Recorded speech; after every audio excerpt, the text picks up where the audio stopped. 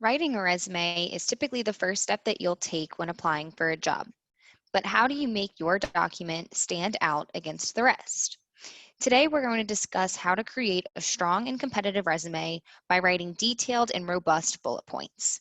My name is Gianna Lee Antonio. I'm a career coach in the Loyola University New Orleans Career Development Center, and I'm excited to walk through writing strong resume bullet points with you today.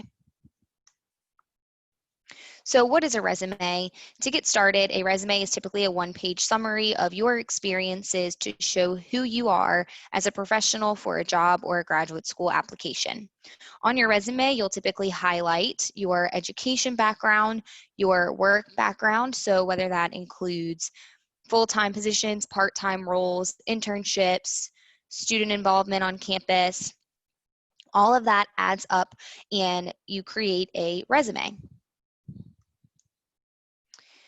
How do you make your document stand out? So in order to understand why it's important to have your document stand out, let's look at some facts. So the average amount of time that an employer spends looking at a resume before deciding whether or not to move forward with the candidate is about 6 seconds. So when you think about that, if an employer glances at your document and can't find your skills or your accomplishments, you might not help you move forward in the application process. And we want to make sure that within those 6 seconds, your application is moving forward. 93% of employers consider soft skills essential. So soft skills such as your communication skills or people skills are incredibly important. We want to make sure that you're highlighting those on your document as well through your bullet points. And recruiters also recommend a one-page resume.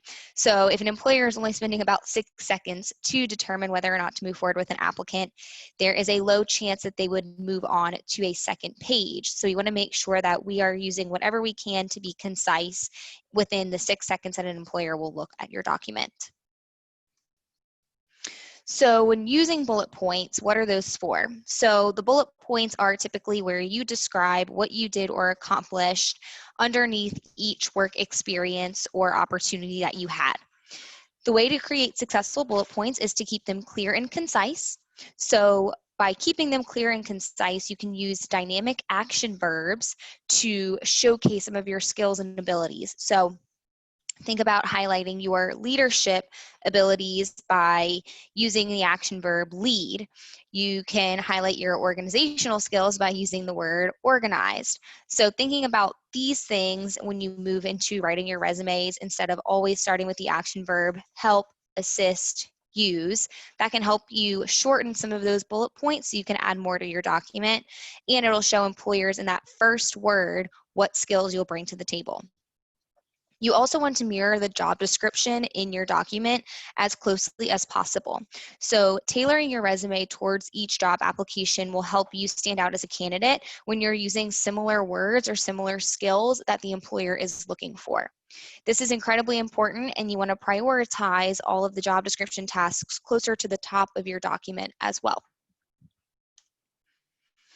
So the formula that I like to use for a successful bullet point has 3 parts: action verb, task at hand, and then the result of your actions. So like we discussed a little bit earlier, you want to find action verbs that showcase your career competencies, that add variety and highlight your strengths. So on our website, success.loyola.edu/careers, we do have a resume writing handout with an entire page of action verbs. The action verbs are also broken up by competencies such as your technical skills, communication skills, leadership, communication, and research. And I always recommend that students use words or action verbs from different sections. So try to avoid just sticking to communication and organization, and try to move towards your technical skills and research skills as well. Then you want to add on your task at hand. So let's say we decided on the action verb organized.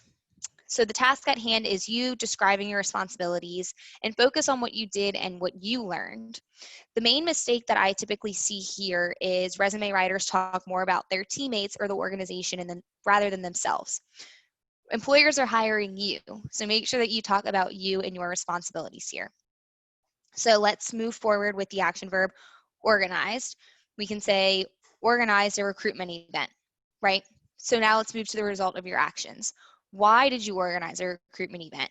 Let a future employer or graduate school know what the results were. Was it, you know, after you organized your recruitment event, we added 4 more members to our student organization? Or did you organize the recruitment events in order to highlight what your organization does on campus? So this just showcases the why behind your tasks or what what your actions were.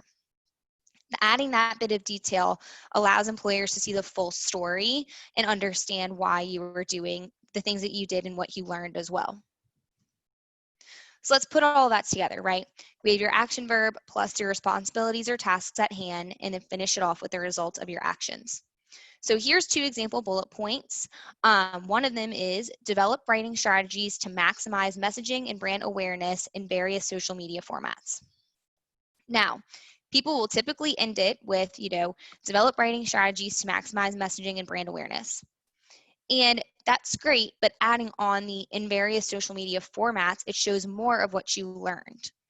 And then the next bullet point, provide administrative support to faculty and an administrative staff of 10. That shows way more of what your responsibilities were and who you were working for, the understanding of what your task at hand was rather than just provide administrative support.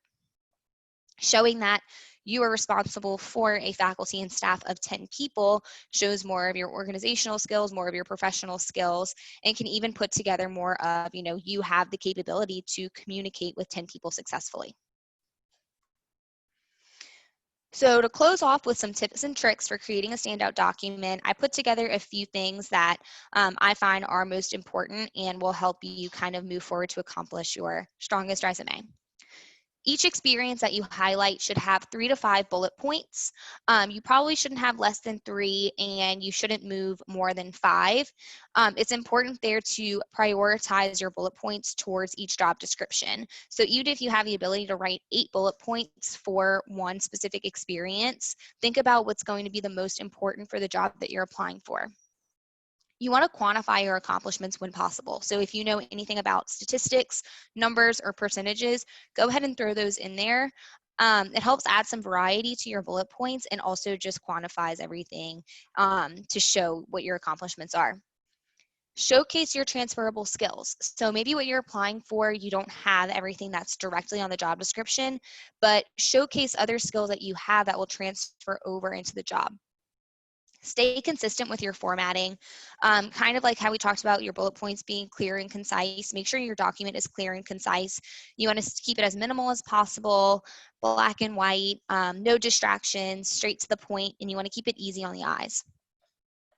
Only use present tense and past tense verbs. So if it's a previous job, you want to use past tense. And if it is a current job, you want to use present tense. Avoid using I and me throughout your entire document. And now go get writing. If you have any questions, you can always stay in touch with us on social media. I have listed our website, our Instagram, email, and also our YouTube channel on this page. And once again, thank you so much for joining us today. And if you have any questions, feel free to reach out to us at career@loyola.edu.